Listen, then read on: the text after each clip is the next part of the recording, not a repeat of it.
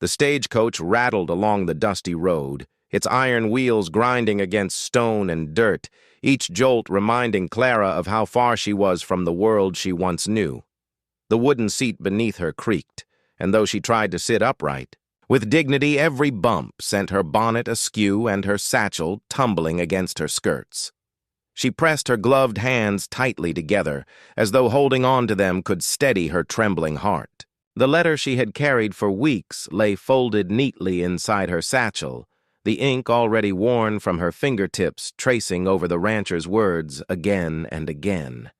His name was John McAllister, a widower in need of a wife to help raise his young daughter and keep house on his ranch. His words had been polite, practical, and brief. Not the sort of letter a young woman would swoon over, but rather one that carried the tone of necessity. Still, to Clara, the letter had been a lifeline. Back in Missouri, where she had grown up in the shadow of her father's debts and her mother's endless weariness, Clara had seen no future for herself. Suitors had come for other girls, not for her. Work was scarce, respect even scarcer, and at 22 she had felt time slipping by like sand through a glass. When the advertisement for mail-order brides had been pinned outside the general store, she had stood before it for nearly an hour, torn between fear and a desperate spark of hope. Now, that hope battled fiercely with dread as the miles carried her deeper into the western frontier. The landscape stretched wide and unending, the horizon a blur of gold and rust. She had never seen land so vast, nor skies so immense. It made her feel small, almost swallowed by the wilderness. The air smelled of dust and sage, sharp and strange, nothing like the damp earth of Missouri fields after a rain. The other passengers chattered occasionally, an old trapper humming under his breath, a merchant boasting of goods he planned to sell, and a woman traveling to visit her kin in a mining town. Clara kept mostly to herself, her quietness mistaken for shyness, though in truth it was fear that bound her tongue. What sort of man was this John McAllister? Would he be kind or stern? Would he resent the stranger arriving on his doorstep even though he had summoned her by letter? She had heard the stories, whispered by other women, of brides who found themselves trapped in loveless marriages, or worse, bound to men who were cruel. Some had fled back east in shame. Others had disappeared altogether. Yet she had also heard tales of women who had built lives, found families, and carved happiness from hardship. Clara clung to those stories, for they were the only ones that gave her courage. As the sun dipped lower, painting the plains in copper and shadows, Clara pulled the small locket from beneath her dress. Inside was the only picture of her late mother, worn and faded. She touched it gently, whispering a prayer she dared not speak aloud in the company of strangers. Her mother had always said that courage wasn't the absence of fear, but the choice to keep walking forward despite it. The road stretched endlessly, each mile carrying her farther from the girl she had been and closer to the woman she must become. She wondered if the little girl awaiting her at the ranch would accept her, or if she would be another disappointment, as Clara so often felt she had been in her own family's eyes. The stagecoach jolted again, nearly throwing her forward. She clutched her satchel and steadied herself, breathing deep. Ahead lay the unknown, a ranch, a man she had never met, and a child who might one day call her Mama. Behind her, there was nothing to return to. Clara closed her eyes and whispered to herself, "I will not turn back." And so the journey west pressed on, carrying not only a mail-order bride, but a fragile, flickering hope that perhaps, in the wild frontier, she might finally find a place to belong.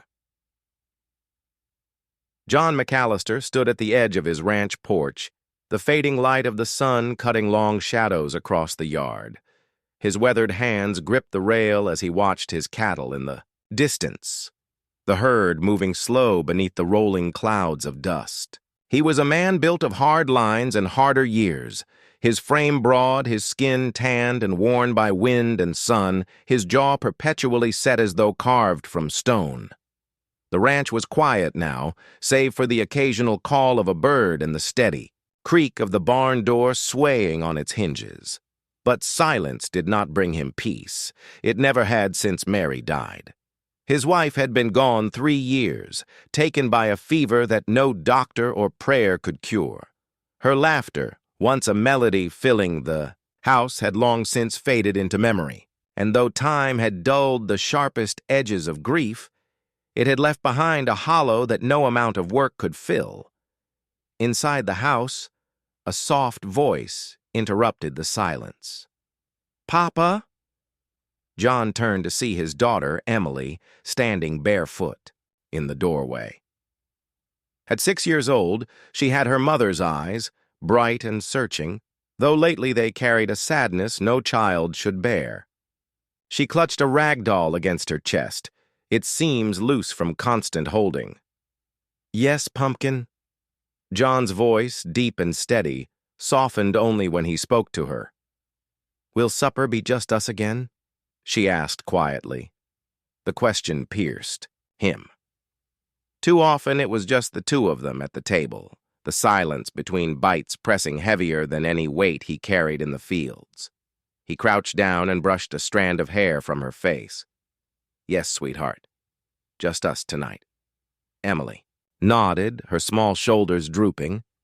She never complained, but he knew she felt the emptiness more than he could admit.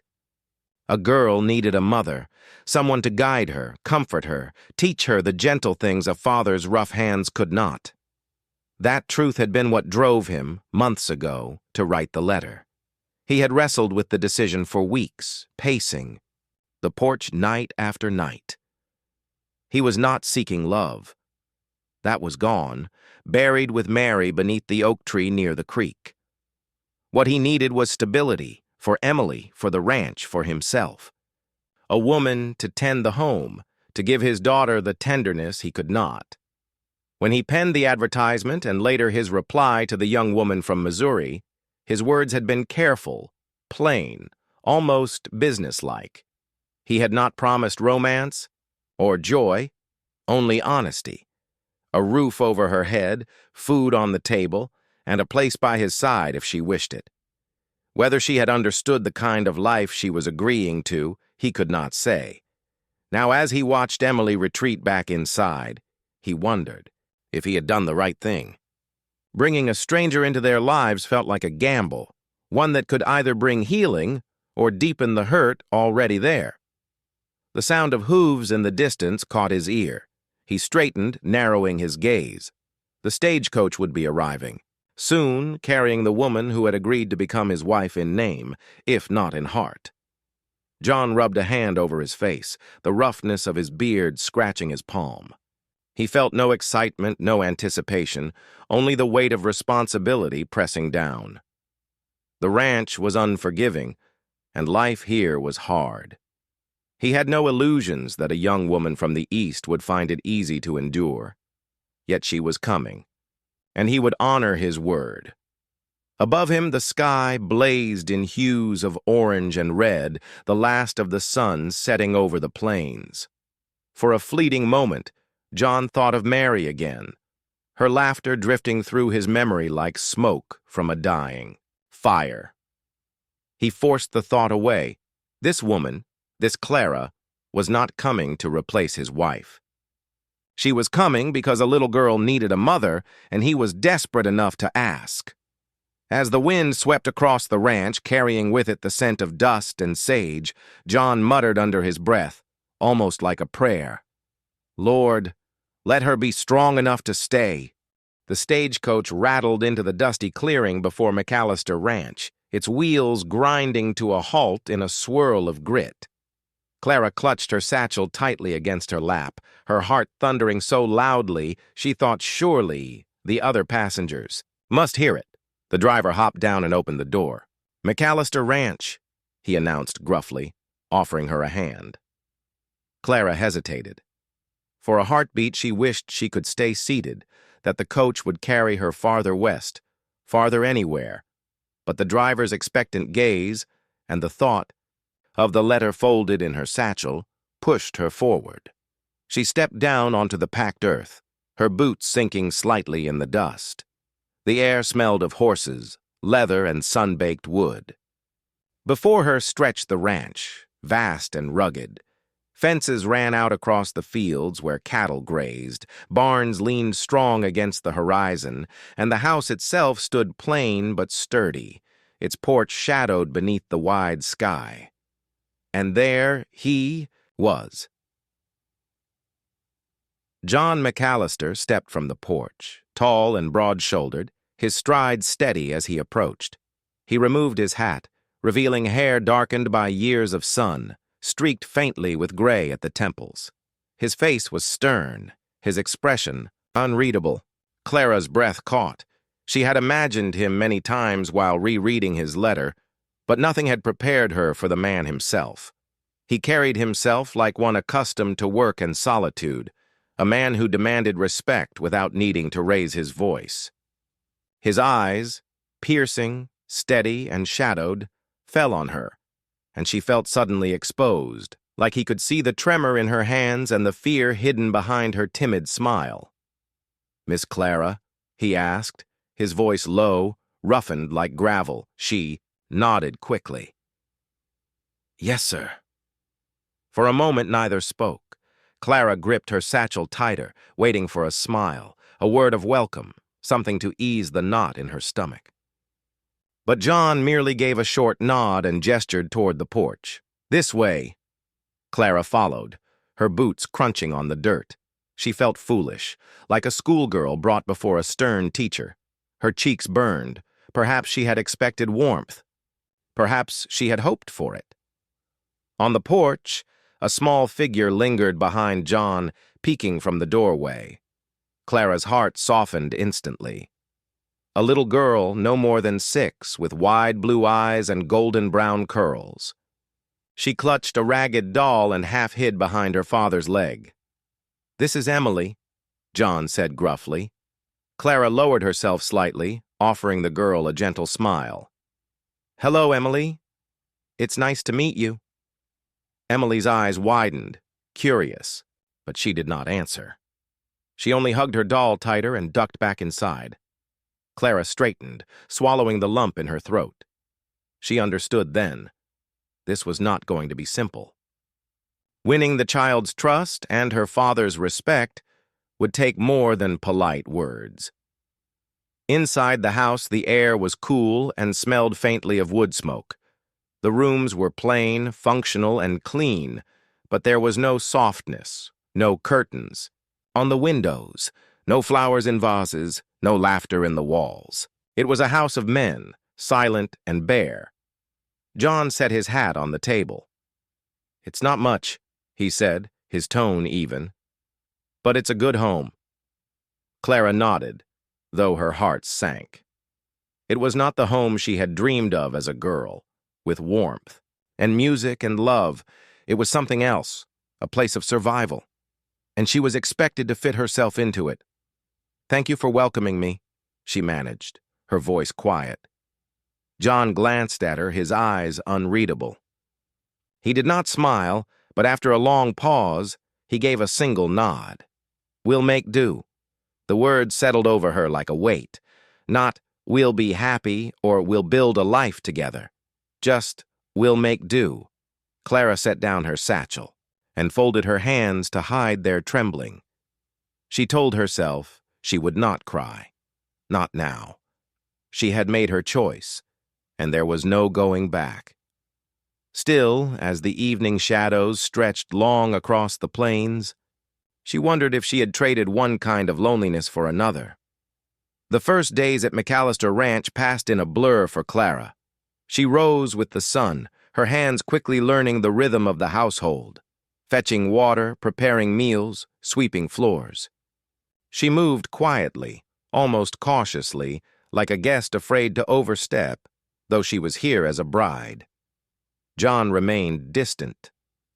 He spent most hours in the fields, tending cattle or mending fences, his presence in the house more shadow than substance. When he did speak, it was brief and practical. About chores, about meals, about the ranch, never about himself. Never about her.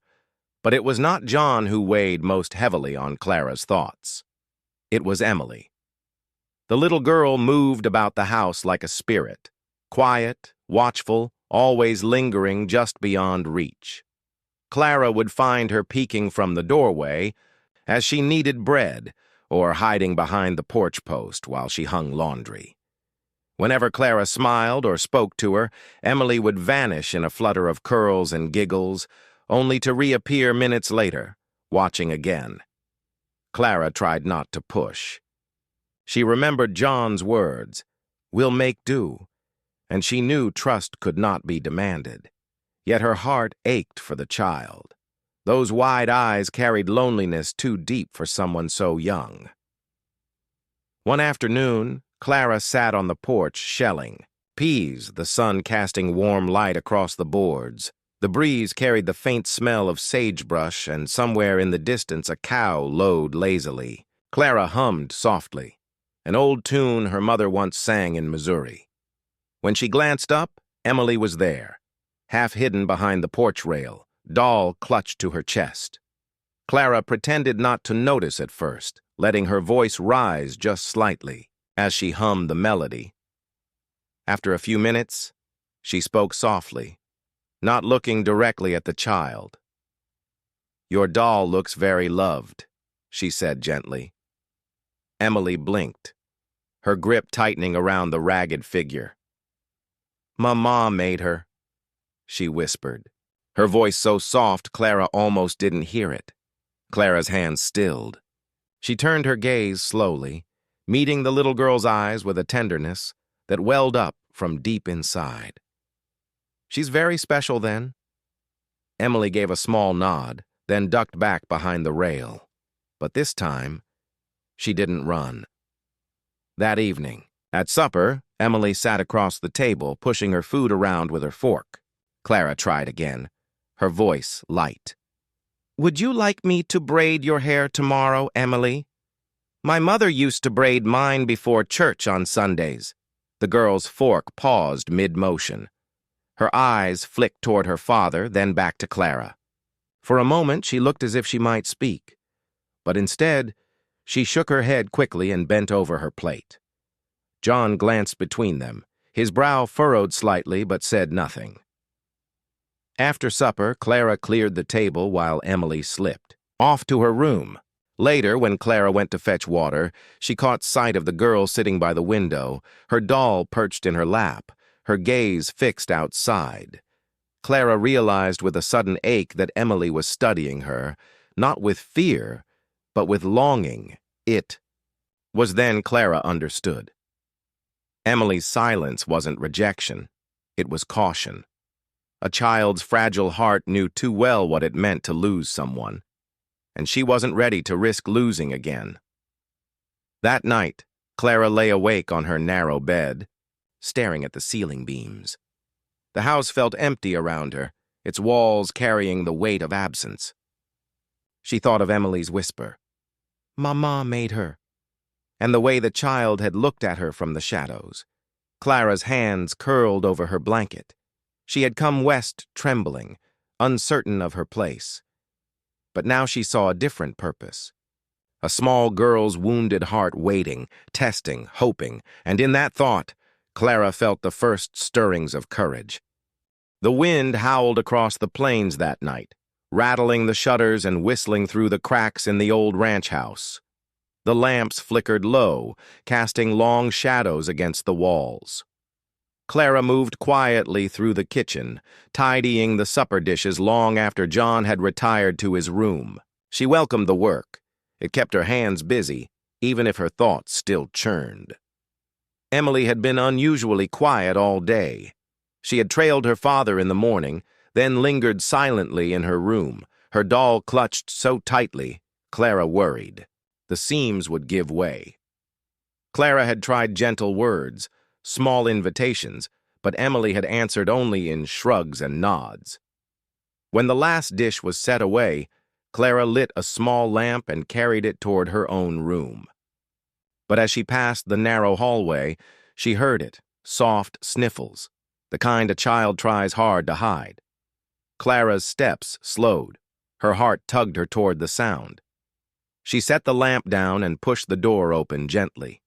Emily sat curled up on her bed, knees pulled tight to her chest, her doll pressed to her face.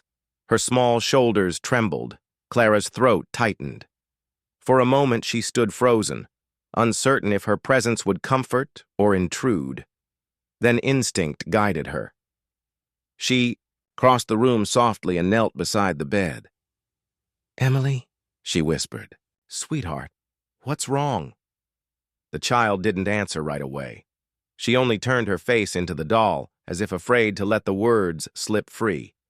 Clara waited, patient, her hand hovering above the quilt but not touching.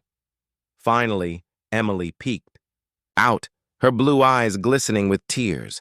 Her lips trembled as she whispered, almost too faint to hear, "Can you be Mama?"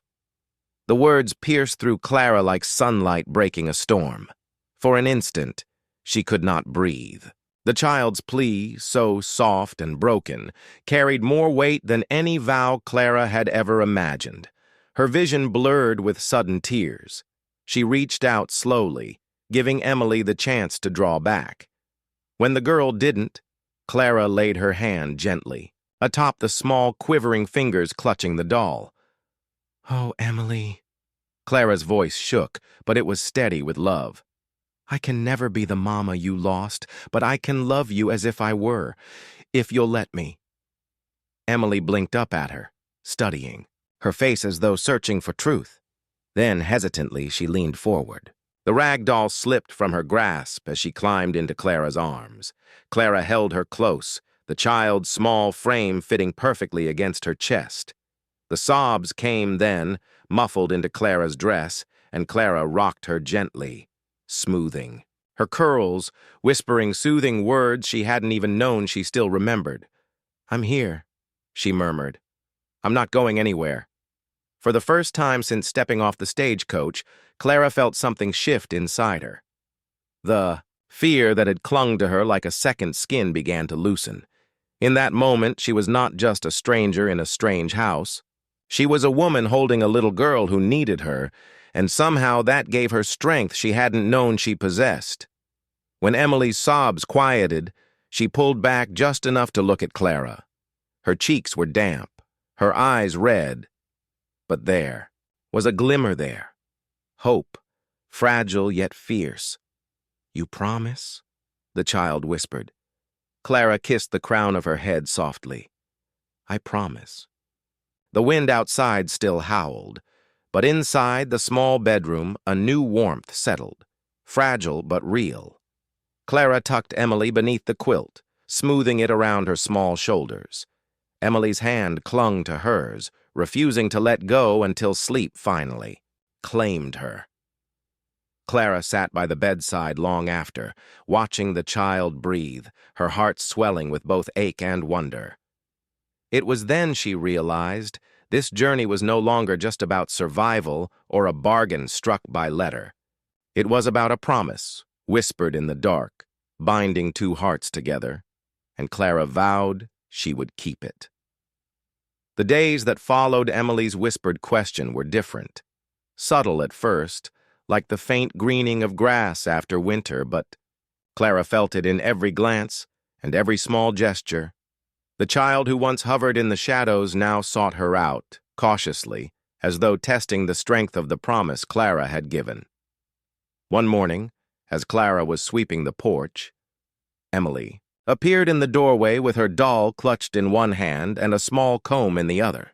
Her eyes were wide, uncertain, but she stood there silently, as if waiting. Clara paused, her heart softening. "Would you like me to brush your hair, Emily?" The girl gave a quick nod, her curls bouncing, and climbed onto the porch step. Clara set aside her broom and gently gathered the golden strands, working the comb slowly so as not to tug. She hummed as she worked, the same lullaby she'd once sung to herself in Missouri. Emily's shoulders relaxed under her hands, and when Clara tied the braid with a strip of ribbon, the girl turned, her eyes bright. "Can you do it again tomorrow?" Clara smiled, her heart blooming. "Every day, if you like." That evening, John noticed. He came in from the fields, his boots dusty, his shirt clinging with sweat. As he set his hat on the peg, his gaze lingered on Emily's neatly braided hair. The faintest flicker crossed his features. Surprise, perhaps even gratitude. But he said nothing. Clara didn't expect thanks. She wasn't doing it for him. Still, his silence left her wondering what thoughts stirred behind those guarded eyes. As the week stretched on, little rituals bloomed between Clara and Emily. They read together by lamplight, Clara stumbling over the faded words in a worn primer, while Emily followed with eager eyes. They baked biscuits one morning, flour dusting. Emily's nose, her giggles filling the kitchen like music long absent. On Sundays, they walked hand in hand to the oak tree where Mary was buried, Emily placing a single wildflower at the grave. Each moment stitched a thread between them, weaving a bond stronger than words. And with each passing day, Clara felt her, fear of the West fading, replaced by something steadier, purpose. But not everything was simple. John remained distant, his affection for Emily clear, but his walls impenetrable where Clara was concerned. He rose before dawn, worked until dusk, and though he ate at the same table, his conversation rarely went beyond practical matters. Clara told herself she did not mind. Yet there were nights when, after Emily was asleep, she sat by the window, with her sewing, and felt the ache of his silence. She wondered if he regretted sending for her, if she was only a stranger occupying space in a house that had once belonged wholly to his wife. Still, she pressed on. One evening, a storm rolled. Over the plains, thunder cracking and rain pelting the roof. Emily startled awake, running from her room in tears. Without hesitation, Clara swept her into her arms, murmuring comfort as she held her close. She carried her to the rocking chair, wrapping a quilt around them both, swaying gently until the girl's sobs quieted. When John came in from the barn, soaked from securing the animals, he paused in the doorway. Clara looked up, Emily nestled against her chest, fast asleep. For a long moment, his gaze held hers. His expression softened, almost imperceptibly, but before she could speak, he turned away. The next morning, Clara found the storm had left a gift, a bouquet of prairie flowers set in a chipped jar on the kitchen table. She touched the petals gently, wondering if Emily had placed them there, or if perhaps John had. Either way, she smiled. The gap was narrowing. John McAllister was a man who knew how to mend fences, break wild horses, and drive cattle across miles of unforgiving land. But mending the fractures inside himself, that was something he had never learned. Most mornings began the same. He rose, before dawn, pulled on his boots, and stepped out into the cold air with the weight of the ranch heavy on his shoulders. Work was his refuge, his shield.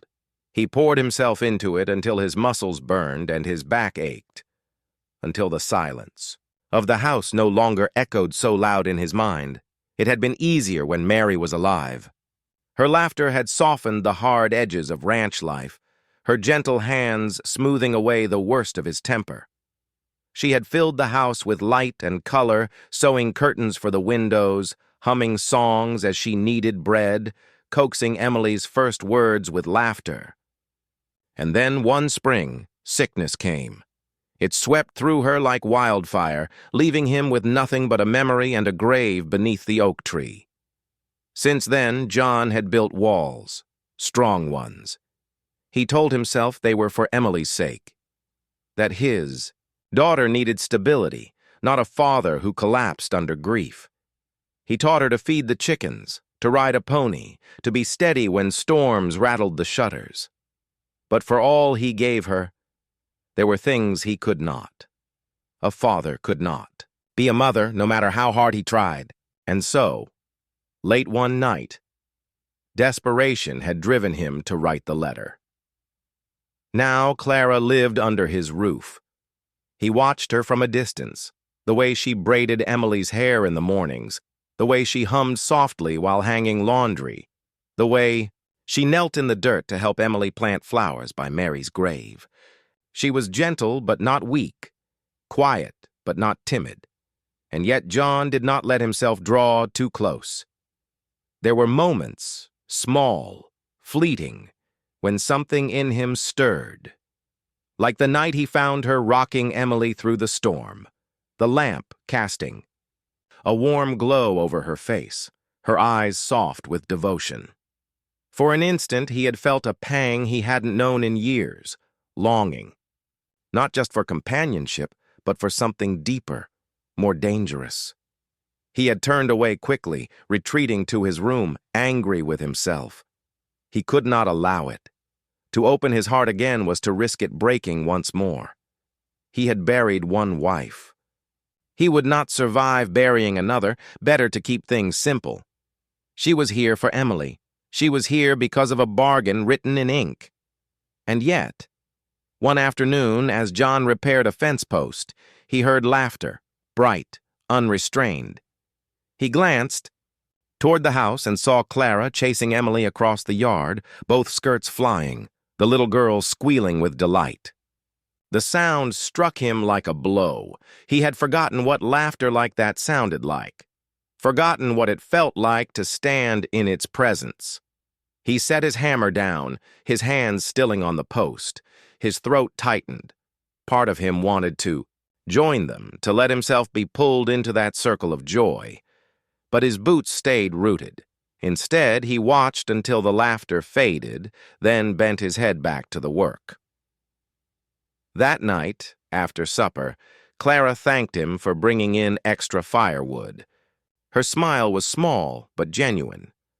John muttered a gruff, "You're welcome," and left it at that. But her kindness lingered long after he retreated to his room. Lying in bed, staring at the ceiling beams, he admitted the truth only to himself. Clara was breaking through piece by piece whether he wanted her to or not. But still the walls stood, and John didn't yet know if he had the strength or the courage to let them fall. The summer sun bore down mercilessly, baking the earth, until cracks split across the soil. Weeks had passed without rain, and the land groaned beneath the drought. The grass in the pastures withered, the cattle grew restless, and every day John's jaw tightened a little more as he studied the sky, searching for clouds that never came. Clara had learned enough in her short time on the ranch to know what it meant. Water was life here, and without it, the herd and their livelihood was at risk. One sweltering afternoon, John saddled his horse and prepared to drive the cattle farther, west toward a stream that had not yet dried up. Clara stood on the porch, watching him tighten the reins with a grim set to his jaw. Emily clung to her skirts, worry etched on her little face. "Will Papa be gone long?" Emily whispered. John overheard, glancing up. "Not more than a day. Pumpkin, I'll be back before supper tomorrow." His tone was steady, but Clara saw the flicker of unease in his eyes. He knew as well as she did that trouble brewed when men had to push their herds farther for water, straying near land claimed by others, or worse, land prowled by rustlers. As the hours dragged on, Clara kept Emily busy, reading, baking bread, even playing chase in the yard, but her thoughts never strayed far from the horizon. Each creak of the windmill, each groan of the barn wood seemed louder in John's absence. The next afternoon, just as the sun sank low, the distant sound of hooves reached her ears. Relief surged, until she saw the dust rising too fast, too wild. Not a calm return, but a desperate gallop. John rode into the yard hard. His horse lathered, his shirt torn at the sleeve. His face was grim. "Inside!" he barked. "Now!" Clara froze, clutching Emily to her. "What's wrong?" "Rustlers," he said shortly, swinging down from the saddle. "They cut me off from the herd, tried to drive off a dozen head. I drove 'em back, but they'll be back for more." His gaze cut to her, sharp as steel.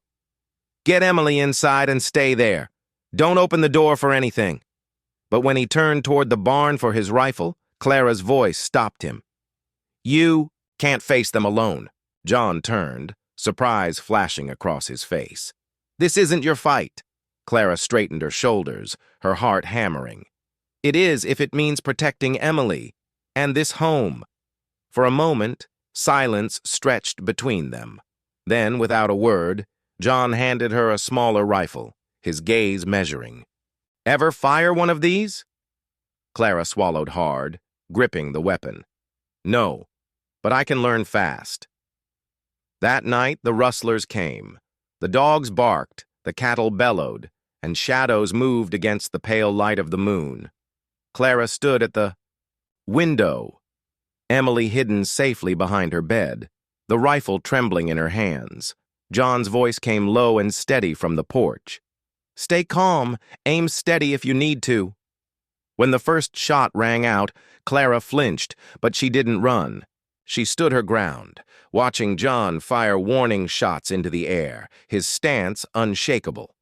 The rustlers shouted, spooked by the resistance. One tried to cut through the fence, but Clara raised her rifle and shouted, her voice fierce. The man froze, startled by the sight of the woman aiming steady despite her shaking hands. Moments later, the thieves retreated into the night, their shouts fading into the hills. The cattle settled, restless but safe. John lowered his rifle, his chest heaving. He turned to Clara, his eyes locking with hers. For a long moment, neither spoke. Then he gave a short nod, his voice rough but full of something new. "You did. Good." Clara let out the breath she'd been holding. Her arms trembled, her knees weak. But inside her chest a fire burned, fierce and steady. For the first time she felt not like a guest on this land, but like a woman who belonged. The rustlers never returned. For days afterward, Clara replayed the night in her mind, the crack of gunfire, the shouts in the dark, the way John had stood tall and unyielding, and the way he had looked at her afterward. It hadn't been the look of a man tolerating her presence. It had been the look of a man seeing her, truly seeing her, for the first time. Life on the ranch pressed forward, as it always did. The drought eased with a blessed summer storm, the rain falling in heavy sheets that soaked the ground and sent Emily dancing barefoot in the mud. Clara had laughed with her, skirts gathered in her hands, raindrops streaming down her face. From the porch, John watched them, his lips curving, not into the half-smiles he gave his daughter, but into something softer, warmer. That night, as Clara dried Emily's hair by the fire, John lingered in the doorway longer than usual. "You're good with her," he said finally, his voice low. Clara looked up, surprised. Praise was rare from him. "She makes it easy." His gaze held hers a moment longer before he gave a small nod and stepped away. But Clara carried those words with her, turning them over in her mind like a smooth stone. The days grew gentler. Their conversations, once limited to chores and necessities, began to stretch into something more. At supper, John asked about Missouri, and Clara spoke of green hills, bustling markets, and her mother's garden. He listened, elbows braced on the table, his eyes steady. She, in turn, learned pieces of him, the hardships of building the ranch. From near nothing, the way Mary had loved music, the oak tree where he still went when the weight grew too heavy. There were still silences, long and heavy, but they no longer felt empty. They felt full of things waiting to be said. One evening, Clara found herself in the barn, mending a tear in John's work shirt. He had left it draped over a stall, the fabric worn but cared for. As she stitched, John entered, pausing when he saw her. "You don't have to do that," he said. Clara looked up, smiling faintly. "I know, but I want to." Something flickered in his eyes, surprise, maybe even gratitude. But he only nodded. Yet when their hands brushed as she passed, The mended shirt to him, he didn't draw back immediately. The touch lingered, brief but sparking, before he cleared his throat and turned away. The change was most evident in Emily. She no longer hovered in doorways or spoke in whispers. She skipped through the house with laughter, tugging Clara's hand to join her games, climbing into John's lap with the confidence of a child secure in love. And at night, she sometimes insisted that Clara tell her a story, her head resting against her shoulder as sleep claimed her. One evening, as the three of them sat by the fire, John whittling, Emily curled in Clara's lap, Clara humming softly, it struck Clara that the house no longer felt hollow. It felt alive. John looked up from his carving then, his eyes settling on her, their gazes held across the firelight. No words passed between them, but Clara felt the weight of it, steady and warm. For the first time, she dared to believe that perhaps this wasn't just survival or duty or a bargain struck in desperation. Perhaps slowly, it was becoming love. Autumn settled across the valley in a blaze of gold and crimson. The air grew crisp, the harvest was brought in, and the hills glowed with the promise of winter's approach. For Clara, the season carried a sense of change, not only in the land, but in the heart of the home she now lived in. She no longer felt like a stranger walking through unfamiliar rooms. Each morning, she woke to Emily's eager chatter, to the smell of coffee brewing in the kitchen, and to the sound of John's boots on the porch. She moved with ease through her days, kneading, bread, mending fences alongside John, braiding Emily's hair before church on Sundays. The ranch no longer seemed like a wilderness to be endured. It felt, somehow, like hers, too. But still, the unspoken lingered. Clara knew John cared. She saw it in the way his gaze softened when Emily clutched her hand, in the way he now asked, after her well-being, in the rare fleeting smiles that warmed his weathered face.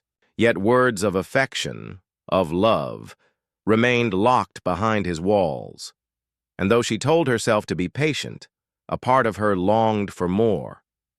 That moment came one evening, unexpected, beneath a sky scattered with stars. They had finished supper, Emily already tucked into bed, her doll cradled in her arms. Clara stepped outside to gather the laundry she had hung earlier, the cool night air brushing her cheeks. She looked up at the wide expanse above, so vast, so endless, and felt suddenly small, a lone figure beneath the heavens. John's voice broke the quiet. "You've made this place different." Clara turned. He stood a few feet away, his hands resting on his belt, his gaze fixed not on her, but on the dark outline of the barn. "Different?" she asked softly.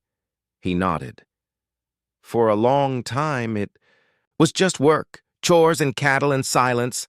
I thought that was all there'd ever be." His voice roughened.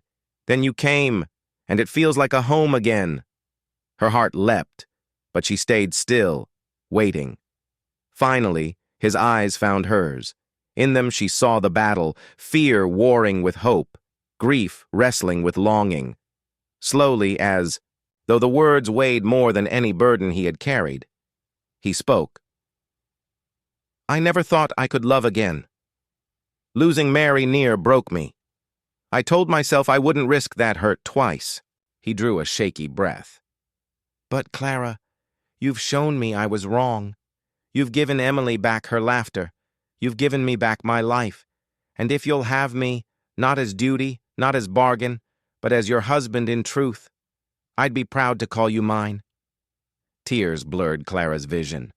For a moment she couldn't speak, her throat thick with emotion. Then she stepped closer, her hand reaching for his. His calloused fingers curled around hers, steady and warm. "You already are," she whispered. "From the moment Emily asked me to be her mama, my heart began to belong here, to both of you." Something inside John broke then, not in pain, but in release. He pulled her into his arms, holding her as though he'd never let go again. For the first time in years, His walls crumbled completely. The kiss they shared was tender, unhurried, carrying the weight of all they had endured and the promise of all that lay ahead. From the window above, a small voice called sleepily, "Mama! Papa?" They looked up together, laughter mingling with tears. John squeezed Clara's hand, his voice steady with newfound certainty. "Yes, Pumpkin. Mama and Papa are right here." And beneath the starlit sky, with love binding them at last, the ranch no longer felt haunted by sorrow. It was alive, with hope, with family, with a future forged not from fear but from love.